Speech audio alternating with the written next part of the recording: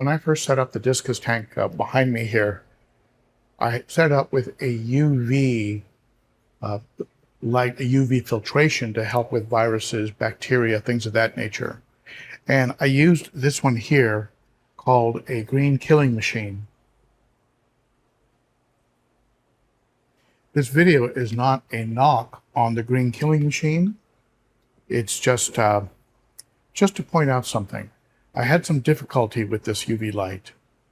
Now, before I get into that, let me point out that it's been running, a version of this has been running in my 90 gallon for a long time, and the bulb life has been very, very good, very, very strong.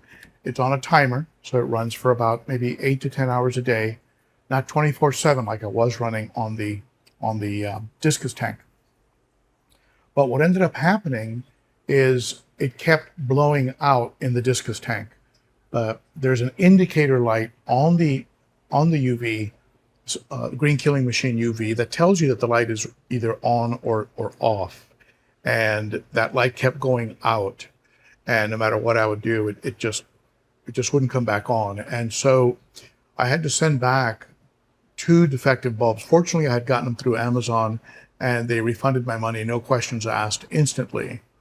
But on giving it more thought, I think what I was running into is that the bulb has a lot of difficulty running at high temperatures. This Discus tank runs at 83 degrees, and so that might be too much for the bulb. In the future, when I move those Discus to a bigger tank, I'm probably going to have to get an inline bulb, like a Coral Life inline bulb. But for right now, in the interim, I'm going to try another UV light, and I'll show it to you. This is a UV light that was sent to me by my friends over at Hygger. Now, you know, I have sort of a love-hate relationship. It's usually love, because sometimes the products from Hygger are great, and sometimes they don't cut it. But I've got my fingers crossed on this one. It looks like it's well thought out. And I have a warning for you, because what makes it great can also be a source of a problem. And I'll tell you what I mean. This is the encasement for the UV light. And when it's on, it's very simple. You have a small slit right here that will indicate to you that that light is on.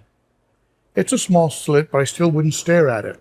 UV lights can be very damaging to your eyes. I've heard even the eyes of a pet. So you don't really want to have anything staring at UV light.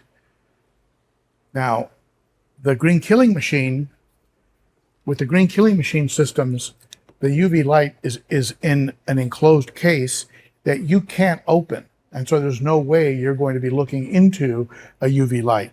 It's just not going to happen.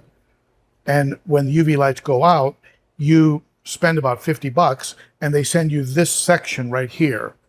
And you keep the pump and the adapter and everything else. They just replace the light, the bulb, which is this part of the entire system. Now, with this one, this is the UVC 11 watt. Now, 11 watts, they say it's for aquariums up to, recommended for 60 to 120 gallons, is what it says on the box. Also says 2 years warranty, so I wonder if that means that they'll replace the bulb if it goes out within the first 2 years. So what I really like about this system is also what makes it a little bit dangerous. On the bottom, on the intake of the system here, there's a motor that goes on top, and I'll show you that in a second. But the water comes in through here and then circulates over the bulb and then is pushed out into the aquarium. Now, the bottom of it has included a little sponge.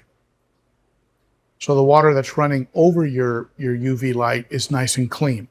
So you're getting a little bit of extra filtration as a bonus with this system. That just snaps on. And then up here, this section also separates, as you can see. And there's your bulb.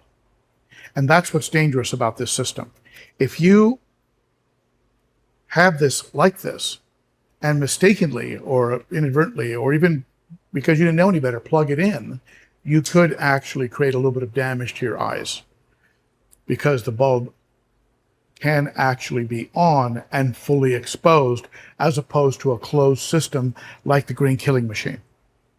So always, always be sure this thing is completely engaged and closed tight. Now, the top of the light has a cord that comes out through the side right here. And then on the top of this, you have a little pump. Now, this is a lot like those pumps on those Expert-Matic filters. It's a pretty strong little pump, and it just attaches right to the top. And then you can customize it. You can turn the pump any direction you want. So you can attach it to the wall, right, with suction cups. And Hygger, if you're listening, switch this out for magnets, please.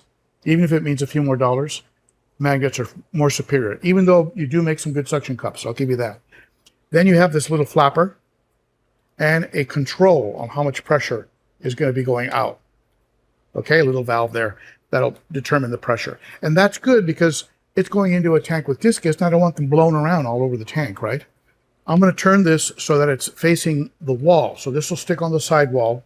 This will then face the back wall, so it's not going to blow the fish around. So it'll be something like this. And I'll show you the installation here before we end off. At the end of the video, I'll show you the unit running. It also comes with a venturi. So if you want to, you can take off this little cover right here. See this cover? You can take that cover off and then attach the venturi, which I might use the venturi just to add extra oxygen to the aquarium since I'm running it at 83 degrees. And this sticks out the top of the tank. Of course, you can cut it if you need it to be shorter. But I usually would take it out the top of the tank and loop it. I don't want to get a back siphon, right, taking water out of the tank. Then you can control the pressure here, and you'll get air bubbles coming out of there. And you also have a rainwater system. This is just you can set this up.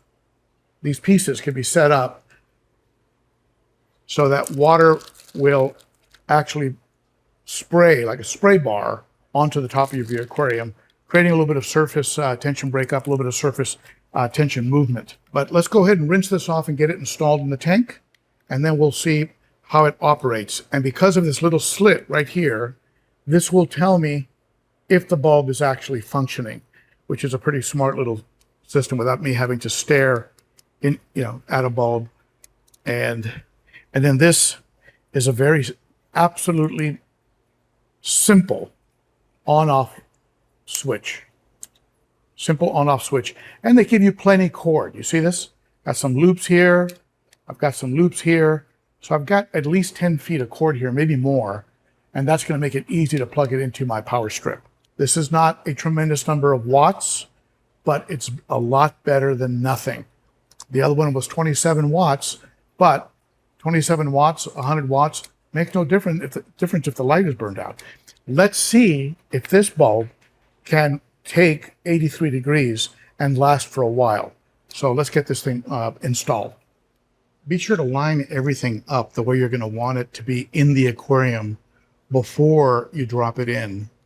Now, if I could make a suggestion to Hygger, I would say put the output of this perhaps on two sides, and that way you could have the option of running the cord through two different ways.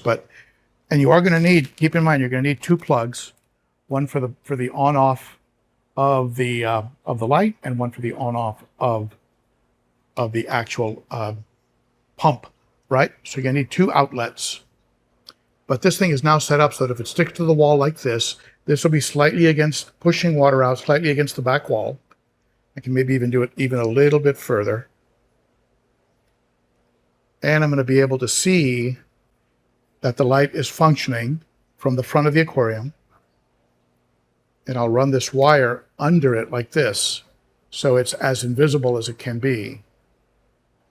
So let's go ahead and drop it. Let's go ahead and drop it in the tank. The trick, of course, is to do this without frightening the fish too much. But they are going to get startled a bit whenever you mess with the tank. These Discus are probably better than most since I've been hand feeding them so much. Let's go ahead and get this wiring in there.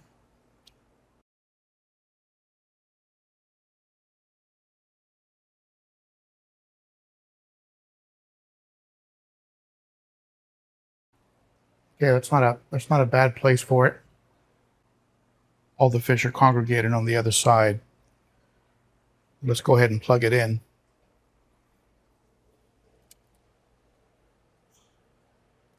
There we go. You can see that the light is on. You can see the little indicator there.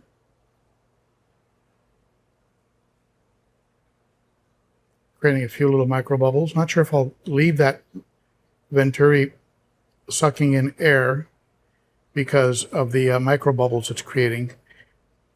I don't really need more oxygen, but oxygen creation, because I've got 2 air stones already in this tank. You can see one back here.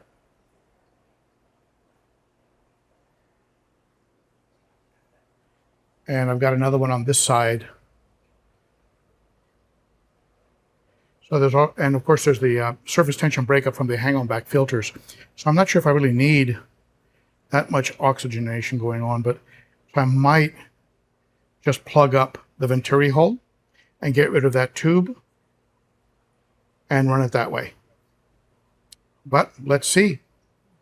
Let's see how it performs, and let's see if it's still running in a week or two, so that I know that it's going to be able to operate in an 83-degree tank.